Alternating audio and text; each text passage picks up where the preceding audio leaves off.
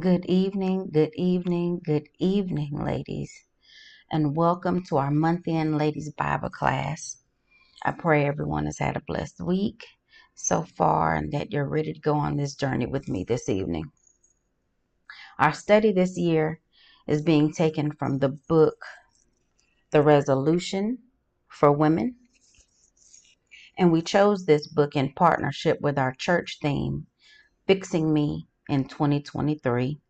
And I pray that as we go through each lesson, we'll be honest with self and resolve in our heart to really work on some areas in our life that need attention. Now, in order to do that, we have to first know who we are. To be honest, once we start walking in the true knowledge of self, many of our fears and insecurities and messes that we get ourselves into will remedy themselves. So tonight's lesson is titled Authentically Me. Authentically Me. And our resolution in a nutshell is to value myself and to celebrate others. To value myself and celebrate others. And ladies, look, we can really make a mess sometimes, can't we? We bend and contort and shape our unique ideals. We reduce our value. We cheapen ourselves for things we desire. Can I just be real tonight? Many of us today reduce our value for a man and live as a counterfeit wife. We sell ourselves short. We play house.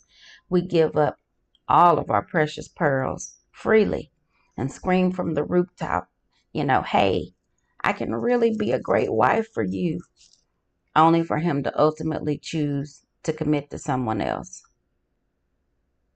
Or maybe you've overvalued yourself, because we can do that too. Maybe you told a group of people you wanted to impress, or an organization you wanted to be a part of, or a job you thought you wanted, that you had a certain skill set or knowledge in a particular area, knowing full well you did not. And now you're stuck in a position that you're not qualified for, you're stressed out, and worst of all, you're operating outside of what God purposed for you to do. All because you chose to present a counterfeit version of yourself. If you can relate, hey, it's no judgment. We're trying to get to a place of healing tonight. And that's the beauty of God's grace. But if you couldn't relate, don't be so quick to turn your nose up, because you've done something. You've done something. And God's grace is available for you as well. Because the truth is, somewhere along the way, we've all fell victim to the case for fake. Somewhere along the way, you decided not to share the real you to the world. You thought to yourself, it's just easier this way. It spares my feelings. It cuts down on drama. I don't have to justify or defend myself. Or maybe you think you're not worth knowing. Or maybe the people around you, because of their own insecurities, have labeled you and made you feel like you're something that you're not. The overthinker, the overachiever, bossy, confrontational. So you choose to shrink yourself down to fit into their simple-minded way of thinking instead of being authentically you. Maybe there's a fear of criticism and judgment. Or maybe you have a long memory of times you opened up and it didn't go so well. But the most compelling reason we default to counterfeit living? Shame. Shame. Shame keeps us from being authentic because it says who we are is not okay. Deep down, we believe the real us is unacceptable, so we present another version, one that looks less messy and more put together. Shame weaves its way into our self-worth, reminding us of all the times we put ourselves out there and didn't measure up. Shame makes us remember moments when we've shared the depths of our heart and were met with ridicule or judgment. It sucks the life out of us. So what do? Resort to counterfeit living. Shame is real and it's powerful. Yet God is also real and He's even more powerful. And He wants to heal anything keeping you from being you. His plan was never for you to live tucked away, hiding in your I'm not good enough feelings. God wants you to stand in His truth, living authentic and unwilling to conform to the world's unreasonable standards. And sometimes it's hard to unbelieve the message shame has whispered in our ear. I get it. We've all done something that we don't want anyone to ever know about. Heck, we don't even want to know about it, and we did it, you know? But whatever has transpired in our past does not disqualify us from what God has purposed us to do. We've got examples of that throughout the whole Bible. None of us are perfect. But along with dismissing the shame, we equally must exercise forgiveness. For many of us, that's a complex issue. It's a complex issue with lots of twists and turns, and our stories are layered with pain and disappointment and letdowns. The truth is, we may feel we have every reason not to forgive. But guess what? We cannot live genuinely when we're harboring unforgiveness in our heart. Why? Because it clouds how we see life and how we choose to live each day. Think about it. We act so differently when we're around someone that we may have an indifference with, that we haven't forgiven. It takes us out of our character. It adds a filter to our interactions that keeps us guarded. We withhold and we begin to respond in counterfeit ways. We're careful how we measure our words and manage our responses.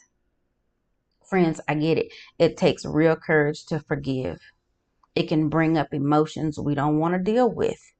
But the truth is that the Lord isn't as concerned with our comfort as much as He is concerned with our character. So that sometimes means He allows hard things, knowing He can use them in powerful ways to accomplish His plan in you. The goal isn't avoiding pain, but instead allowing it to make us complete. So sometimes, ladies, it takes every bit of oomph you can muster, every bit of oomph you can muster up to extend that kind of unwarranted grace to forgive someone. But we have to do it because, for starters, unforgiveness is a sin. And number two, it opens up the door for the enemy. Ephesians 4:26 and 27 says, and don't sin by letting anger control you. Don't let the sun go down while you are still angry, for anger gives a foothold to the devil. So let's extend and embrace forgiveness so nothing hinders our ability to live authentic lives that's pleasing to God. You see, ladies, we've been supernaturally selected by God. And knowing and believing this will help those of us who have an unhealthy self-concept, do better. The Bible says in Jeremiah 1 verse 5, I chose you before I formed you in the womb. I set you apart before you were born. I appointed you a prophet to the nations. God said, I chose you, I set you apart, and I appointed you. This is truly who you are. A woman chosen, a woman set apart, and a woman appointed. None of us are here by accident. God has placed everybody here on purpose. Like He said, He chose you. And choosing in this verse is similar to the word knowing. It's a deep, intimate knowledge of who you are. So when you were created, God thought through every single detail. He knew the perfect gifts and talents to bake into you. He chose the perfect set of life experiences, both challenges and joys, that you'd encounter. He even chose the perfect time to bring you onto the kingdom calendar. So even if you can't understand why God would choose a person like you to participate in a particular activity, He knows. He has selected you and everything about you to participate in the work He's doing at this point in history. It's like a coach who methodically chooses which runner to put on the track at particular stages of a relay race. God's choice of you for this leg of the marathon was by design.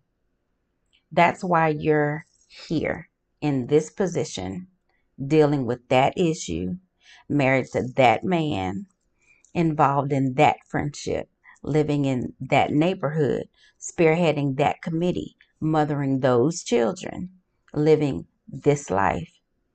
And none of this has happened by accident, but because you have been known and chosen by the one coach who sees you as uniquely suited, equipped, and capable of carrying out his plans as he sees fit. John 15:16 says, "You did not choose me, I chose you."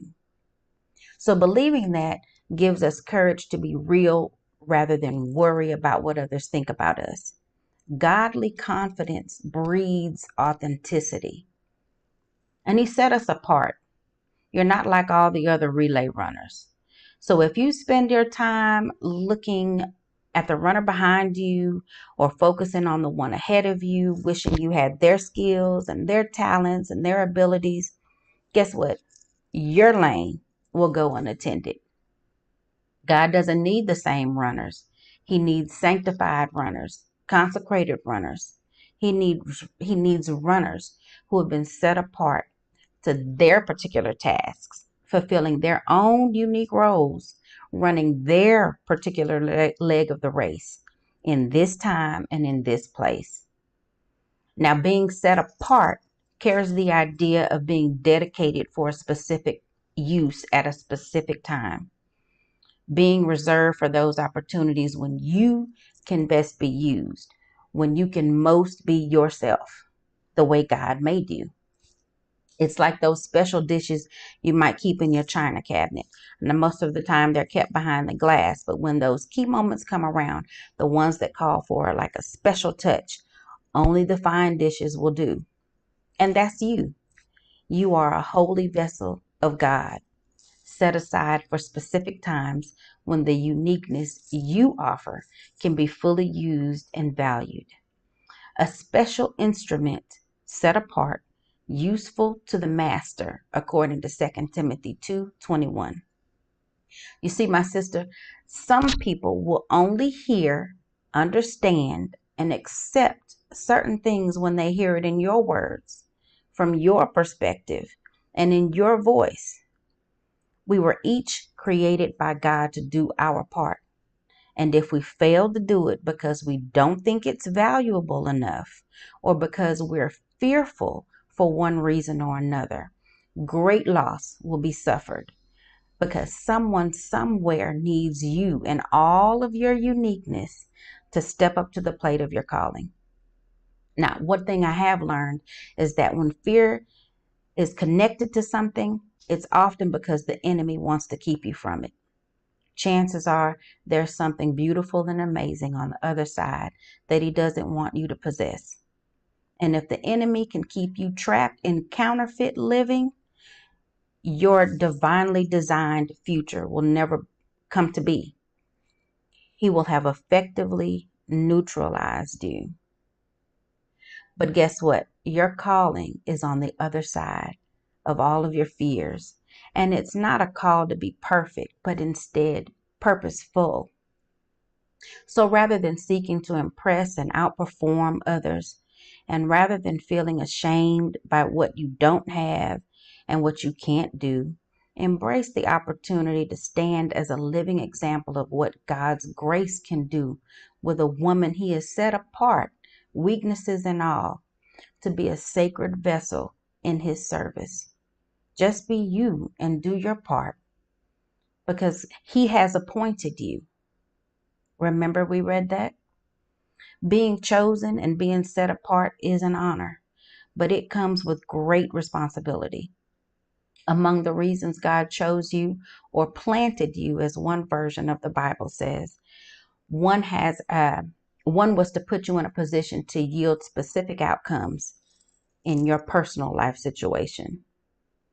So, like, have you ever been part of a discussion where the entire crowd was revved up about an idea that is heading in the wrong direction? Have you ever been seated around a table where someone's character is just being butchered and ripped to shreds?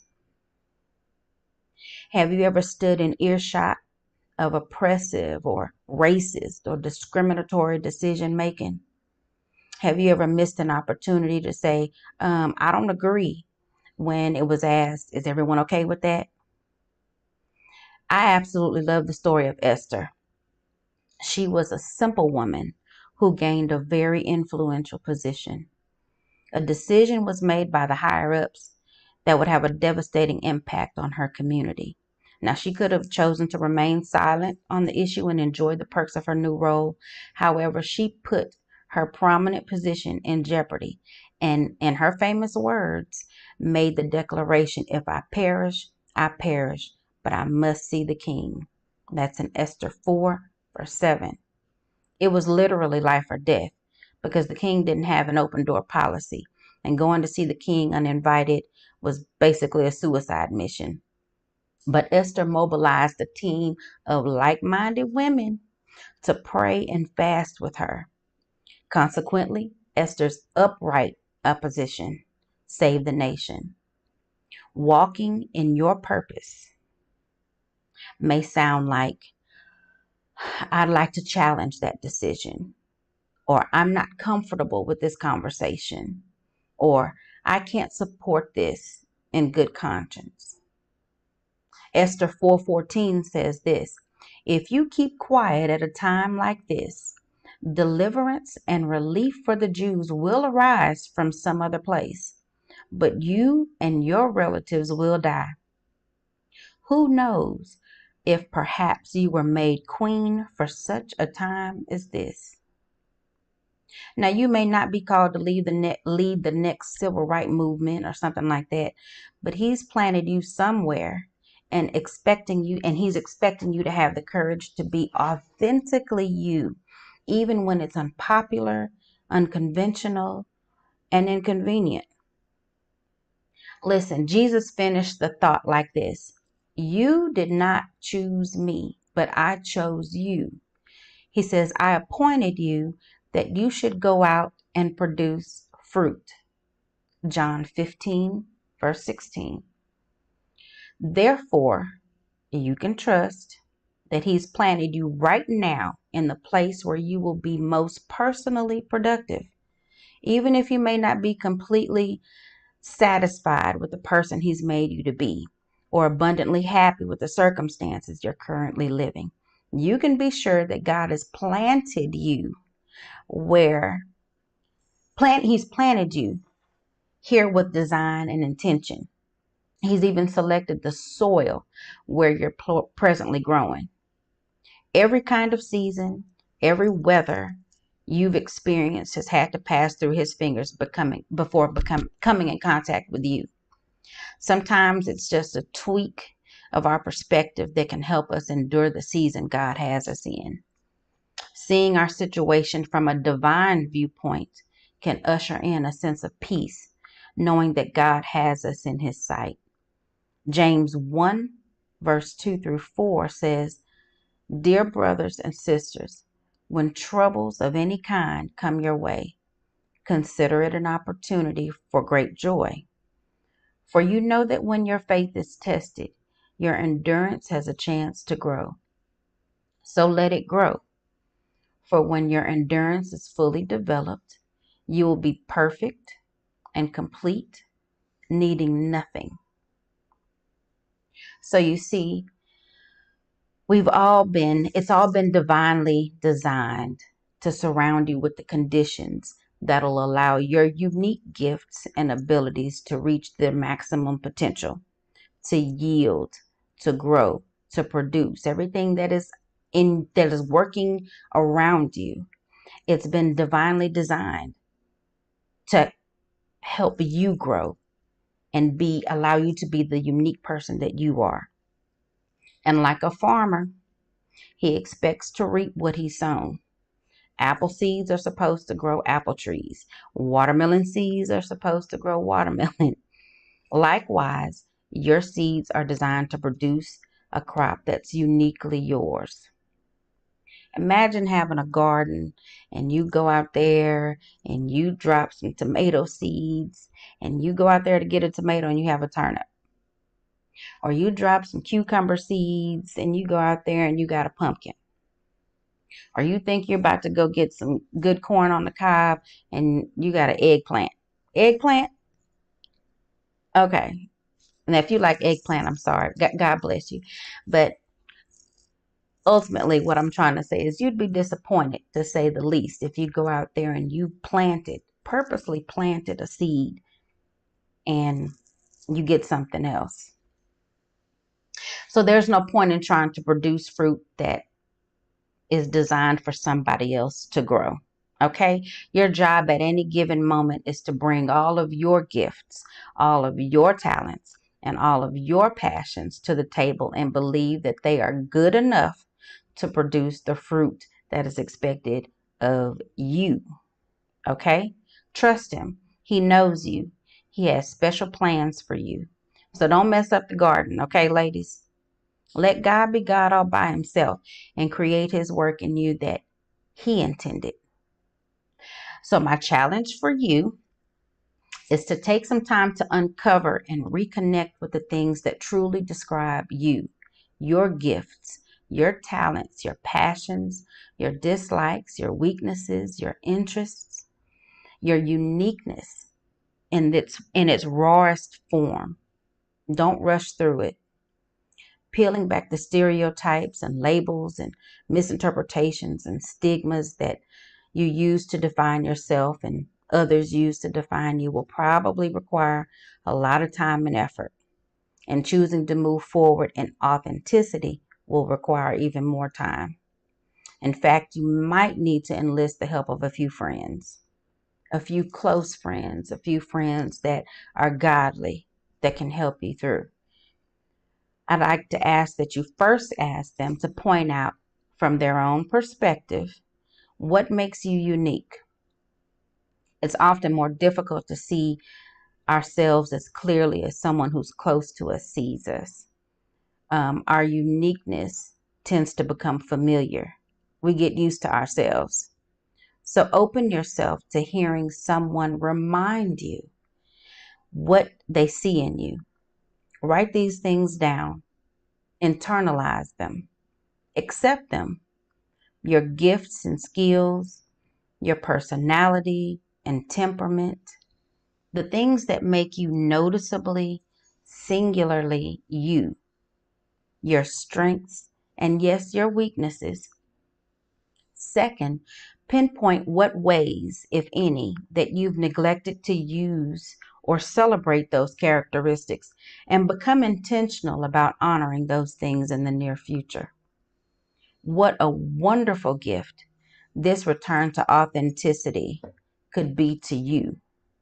Being able to live in a genuine freedom, unburdened from trying to act like somebody you're not, no longer overcompensating for things that have kept you feeling like you don't measure up anyway. Just fully accepting yourself. And while our self-worth should not depend on others' compliments or approval, we experience a certain depth of blessing when we are affirmed by other women. And while appreciation from men may be flattering to some, a sister's compliment carries a purity, a simplicity that refreshes us. It helps us feel reassured. It helps us feel supported. Plus, it does something else. It diffuses any need for competition. Ladies, when you take seriously this resolution, this decision to truly accept yourself and your uniqueness, you'll finally be comfortable accepting the uniqueness of those around you. You'll allow them to be themselves. And as an added bonus, you'll be better able to enjoy celebrating and commending their exceptionality, the things that they can do much better than you, because you'll be so completely comfortable with who you are and your own distinct capabilities. So this resolution not only affects you, it also uplifts the women around you as they experience your high from your security and the way you live and your authenticity. When you live confidently, securely, and authentically, mercy, you're going to spill that over into them. Can you imagine a congregation or a community full of women that are so secure in their imperfection, in their perfectly flawed ways, that they can walk in their uniquenesses, staying in their own lane, fulfilling their own role that God has created for them, everybody running their particular leg of the race, just working together, just working together. Do you know how beautiful that could be and how much further along our work could be in the kingdom if we all just did our part and stood flat-footed, authentic? Things could be so much better. Authentic living, sisters, is so freeing. I love it here. I love it here. And I pray as we come to a close that you take time to look over your notes and think about what's going to be required for you to live authentically. I equally challenge you to do the following. Choose at least one of the following verses to study and memorize. Okay? We have Ephesians 2:10, which is a declaration of your importance to God. Jeremiah 1:5, which is a confirmation of your selection by God. Or 2 Corinthians 3:5, which is a verification of your sufficiency in God. Now, I want you to consider things that you may have failed to do in the past because you felt ill-equipped or unworthy to participate. Choose one of them to begin doing this week. Additionally, think of some other women who, for whatever reason, you are hesitant to compliment. Make a point to commend them for their unique value and worth in the kingdom this week. Now, let's read our resolution aloud together one final time and get out of here. It's simply this: I will accept and celebrate my uniqueness and will esteem and encourage the distinctions I admire in others. Again, I will accept and celebrate my uniqueness and will esteem and encourage the distinctions I admire in others. Good night.